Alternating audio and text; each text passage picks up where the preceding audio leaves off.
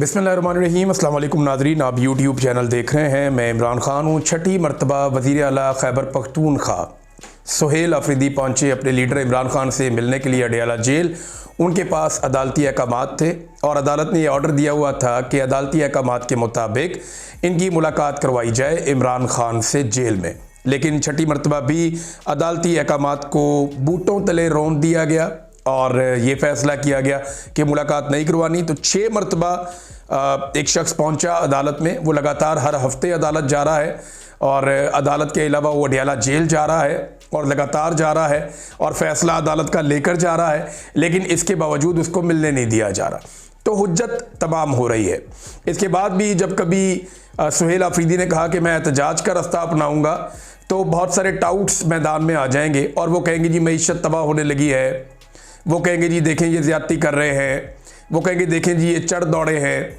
तो ये सारी चीज़ें उन्हें अभी देखनी चाहिए कि जब आप किसी को दीवार के साथ लगाते हैं, आईनी और कानूनी हक आप नहीं देते, जब आप अदालती अहकामात को बूटों तले रौंद देते हैं, तो फिर लोगों के पास एहतजाज के अलावा कोई और रास्ता बचता नहीं है। पूरी दुनिया में ऐसा ही होता है ना, जहाँ जहाँ पे लोग एहतजाज का रास्ता अपनाते हैं वो सिस्टम से तंग आकर अपनाते हैं। उन्हें पता चल जाता है कि सिस्टम काम ही नहीं कर रहा। यहाँ से आगे सिर्फ एहतजाज एक ऐसी चीज़ है जो सिस्टम को काम करने पर मजबूर कर सकती है।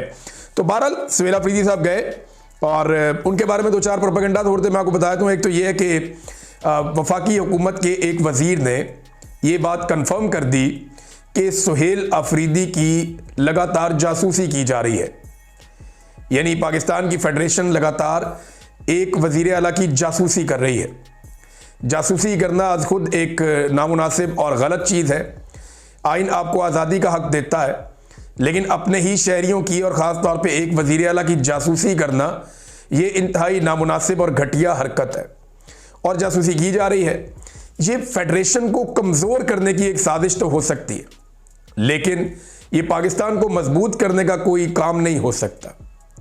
उसकी वजह यह है कि जब आप इस किस्म की हरकतें करेंगे, एक सूबे के आईनी सरबराह की आप जासूसी करेंगे और फिर आप उसका बरमला इजहार भी करेंगे कि जनाब हम इजहार भी कर रहे हैं, हम बता रहे हैं कि हम इस शख्स की जासूसी कर रहे हैं, तो ये आप तौहीन कर रहे हैं उन 4.5 करोड़ लोगों की जिनका वो नुमाइंदा है, या उन वोटरों की जिन्होंने उनको वोट डाले हैं। ये तो लोगों ने एतमाद किया उनके ऊपर। आप होते कौन है जासूसी करने वाले? तो पाकिस्तान को कमज़ोर करने की साजिश है और ये कुछ नहीं है। एक सवाल पूछा गया वहाँ पे सुहेल अफरीदी से कि जनाब आप इतना रिएक्शन क्यों देते हैं, इससे तो बात बढ़ जाएगी। तो रिएक्शन जो है वो हमेशा एक्शन का होता है। तो इस पे सुहेल अफरीदी साहब ने बड़ा अच्छा जवाब दिया। उन्होंने कहा जी देखें, फिर इसीलिए तो मैं कहता हूँ कि एक्शन बंद कर दें, जो गलत एक्शन लिए जा रहे हैं उन्हें बंद कर दें ताकि हमारी जानिब से रिएक्शन ना आए। और देखिए अभी भी सुहेल अफरीदी ना थोड़ा बैक फुट पर रहकर चीज़ें कर रहे हैं। अभी भी वो मौका दे रहे हैं मौजूदा निज़ाम को कि सुधर जाओ। मिसाल के तौर पे ये जो एक FIR सुहेल अफरीदी पर करवाई गई, सुहेल अफरीदी ने उसे नो बॉल पर फुल टॉस करार दिया। उन्होंने कहा जी इन्होंने मुझे नो बॉल के ऊपर फुल टॉस दे दिया, मैं चाहूँ तो इसी FIR में इनकी दुर्गत बन सकती है, क्योंकि मामला तो बड़ा सादा सादा है ना। वो कहे आओ चलो मैं तुम्हें मस्जिद दिखाता हूँ चल के। वज़ीर आला FIA की टीम को ले और लेकर चला जाए वहाँ पर, मकामी लोगों को इकट्ठा करे और देखो जी FIA को बताओगे यहाँ पर क्या हुआ था।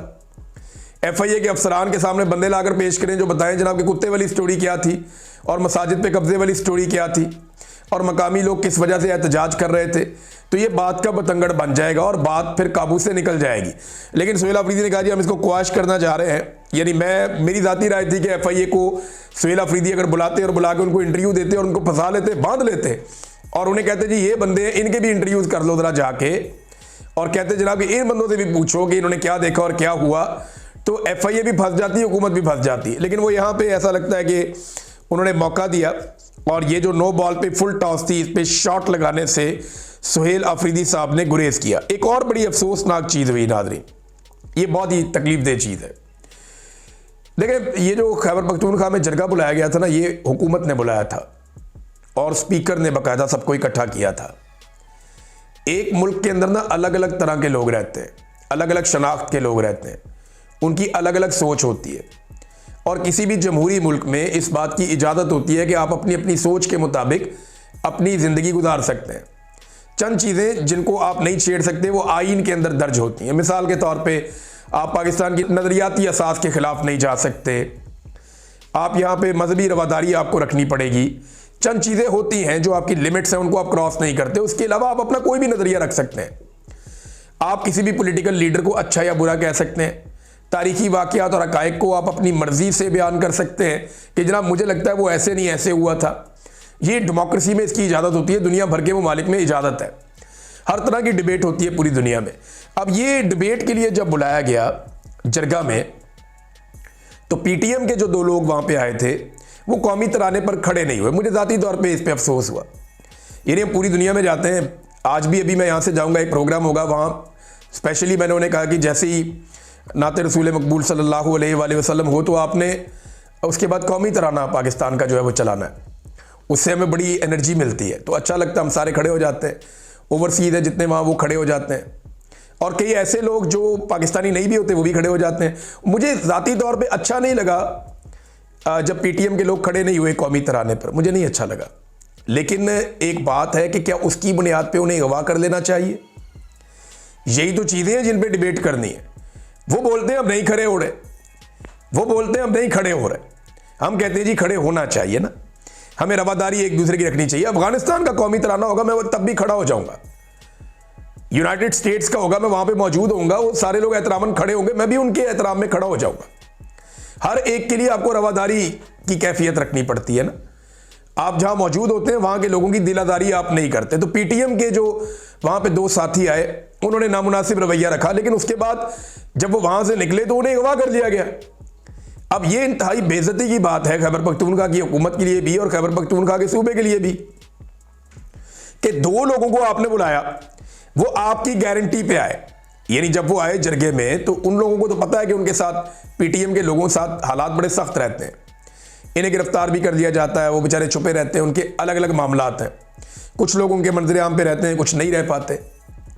उनके कुछ लोग जो है माजी में मारे भी गए हैं, और कुछ लोग जो हैं वो बड़ी सख्तियां और मुश्किलात बर्दाश्त भी करते रहे हैं। अली वजीर उनमें से एक है। अब ये लोग जो पीटीएम के आए, ये वहां से जरगे से जब निकले तो इन्हें अगवा कर लिया गया। अब वो गायब है, उनका पता कुछ नहीं है। और ये सुहेल अफरीदी साहब ने भी कहा, गुलजफर खान साहब ने भी कहा, ये नामुनासिब रवैया है, वो हमारे मेहमान थे। देखिए, जब आप जरगे में किसी को बुलाते हैं ना, तो आप मामलात को हल करने के लिए बुलाते हैं, आप इख्तलाफात को ख़त्म करने के लिए बुलाते हैं, आप एक मुश्तरका लाएअमल बनाने के लिए बुलाते हैं। अब वो एक लाएअमल बनाने के लिए आए थे, आज नहीं तो कल वो हमारी बात पे आ जाएंगे, कुछ हम उनकी मान लेंगे, कुछ वो हमारी मान लेंगे, कुछ इंसाफ उनको फराहम कर दिया जाएगा, कुछ वो रियासत के करीब आ जाएंगे। उम्मीद तो ये रखनी चाहिए ना हमेशा, और पॉलिटिकल लोग यही करते हैं। लेकिन जिसके पास डंडा हो, ताकत हो, बंदूक हो, वो कहता है उठाओ, गायब करो, मारो, कत्ल करो। तो इस तरह तो मुल्क नहीं चलता ना, इस तरह तो डिबेट नहीं होती। पाकिस्तान में डेमोक्रेसी है, लेकिन अभी हमारे आइन में तो यही लिखा है कि पाकिस्तान में जमहूरियत है। लेकिन पाकिस्तान के वज़ीर दिफा ने तो कह दिया कल कि हमारे डीएनए में जमहूरियत नहीं है, हमारा तो कल्चर नहीं है जमहूरियत का। वो खुद ही उसने कह दिया। वो तो अब आमरीत के दाई बन चुके हैं। अपनी ज़िंदगी के इस हिस्से में ख्वाजा आसिफ साहब ने अपनी पूरी सियासत को एक दरिया को कूजे में बंद कर दिया। उन्होंने बताया कि उनके डीएनए के अंदर ही जमहूरियत नहीं थी। ये तो वो नौसरबाजी कर रहे थे, 2 नंबरी और फ्रॉड कर रहे थे, रंगबाजी कर रहे थे, पूरी दुनिया को बता बता के मैं जमहूरी हूँ या मेरा लीडर जमहूरी है। नवाज शरीफ साहब की चेहरे से भी जमहूरियत का नकाब उतरा कल। मियाँ साहब ने कल बड़ी एक्टिंग की, बड़ा शो करने की कोशिश की, जैसे today I am not happy, यानी मैं बड़ा उदास हूँ, मेरा दिल नहीं लग रहा है असेंबली में, मैं बात करने के मूड में भी नहीं हूँ। बात करने के लिए था ही कुछ नहीं। 3 दफ़ा का वज़ीर आज़म और पाकिस्तान की एक ऐसी पॉलिटिकल पार्टी जो अभी इक़्तिदार में है, उसका हेड वो आता है जनाब असेंबली में और एक लफ्ज़ बोले बगैर चला जाता है। बोले क्या, कहे क्या, कहने के लिए बचे ही कुछ नहीं है। और बिला वजह शर्मिंदा होने की एक्टिंग कर रहे हैं या मजबूर होने की एक्टिंग कर रहे हैं। कोई मजबूरी नहीं है सवाए इसके कि इक़्तिदार की ख्वाहिश है और अवाम का खौफ है। वीडियो काफ़ी लंबा हो गया नाज़रीन, बाद में बात करते हैं। अब तक इतनी अपना ख्याल रखिएगा, अपने चैनल का भी। अल्लाह हाफ़िज़।